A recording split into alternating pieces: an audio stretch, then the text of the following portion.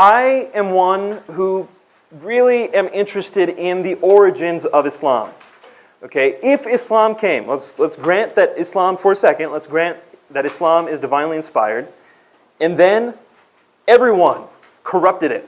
And since then, we've got a crazy religion. I don't care about the corruption part. I want to know the first part. Is it really inspired by God or not? And so when I focus on Islam, that's what I care about. I want to know, what did Muhammad teach? Did he teach peace? Did he teach violence? Does that have anything to do with what Muslims are doing today?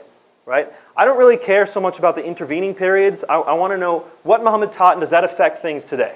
Does that make sense to you? So what we're going to look at briefly, very briefly, is the early history of Islam, but then we're going to focus on Muhammad. So Muhammad was born 570 AD. He announced his prophethood in 610 AD. After he dies in 632, there's an early Caliphate period. Now, up until the end of the early Caliphate period, Sunni Muslims believe that the four leaders of Islam, the first four leaders, are divinely guided. So pretty much anything that they do is legit as far as God commissioned it. After the fourth leader, Ali, you have sultans, you have other caliphs, you have other people who come, and Muslims don't really think that that was divinely guided. So what matters to me is up till that period. Boom, I want to see what those guys taught, how they interpreted Muhammad, etc. But there were later caliphs, all the way up until 1258 AD. And we have the Spanish Inquisition, which really changed the face of Islam in Europe. Of course, we know that the Spanish Inquisition was totally un-Christian. But you have great tension between Christians and Muslims that start during that time and through the Crusades. And then you've got the Ottoman Empire, which kind of is the last major Muslim empire which dissolves after World War I. The early timeline of Islam, by the time Muhammad dies, everything in red that you see on the Arabian Peninsula is officially Muslim empire. So this man, who really was an illiterate, unlearned man, converted an entire peninsula by the time he died. And by the time the early caliphs died, everything you see in that pinkish, salmonish color there, that had all become Muslim. And during the later caliphate, just the first part of the later caliphate, you see the Islamic empire expanding from the Atlantic Ocean to India. So a very, very expansive breadth of the Islamic empire, and many Muslims think that that is a sign that God was behind the early expansion of Islam.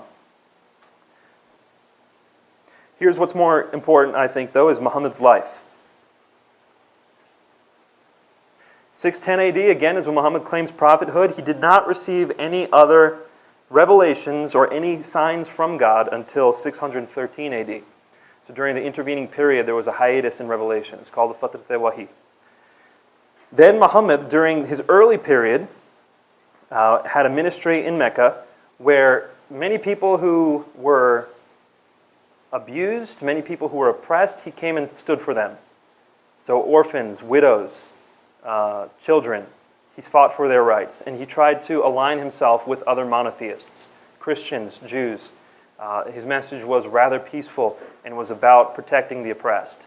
Very good message early on in Mecca, one that many people could rally behind. However, he started speaking against the Meccans. He started speaking against their gods because Mecca was built on the foundation of a polytheistic economy. There were 360 gods around the Kaaba, and people from all of Arabia would come to Mecca for pilgrimage, and they'd bring their goods with them. Because they were coming there, they would trade there, and Mecca became a center of trade, and that's how they made their money, that's how they made their livelihood. So when Muhammad said, no, one God, that was jeopardizing their income. Does that make sense? And so all of a sudden then, the Meccans began to boycott him. 617 through 619, there was a boycott during that period. Muhammad's first wife died, and it was a very difficult time for him. His uncle died. Muhammad himself was an orphan. So when he was born, his father had died. Shortly after that, his mother died. He went to live with his grandfather. At the age of 6 is when he went to live with his grandfather. 2 years later, he died.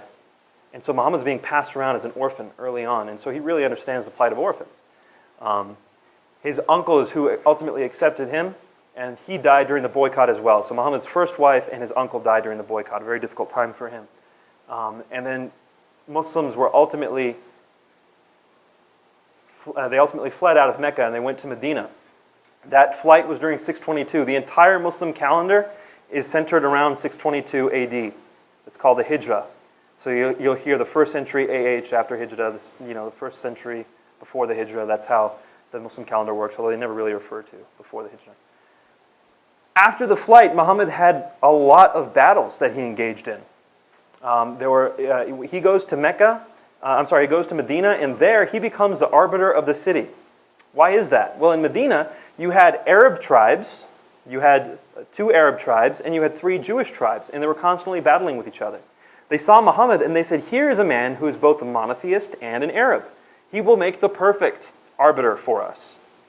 And so Muhammad comes in as a monotheist and as an Arab. He becomes the arbitrator over Medina, and he becomes the ruler of the city, basically. And immediately, he starts launching raids against the Meccans. The Meccans were trading their goods, and the Muslims started going out on these raids against those caravans. By the way, if you're asking where I'm getting that information, it's from the earliest biography on Muhammad's life. It's called Sirat Rasulullah, which you can call, in English, that's the life of Muhammad. The life of Muhammad. The life of the Prophet of Allah. The life of Muhammad. You can buy it on Amazon, and if you ask me afterwards, I can email you a PDF copy of the abridged version.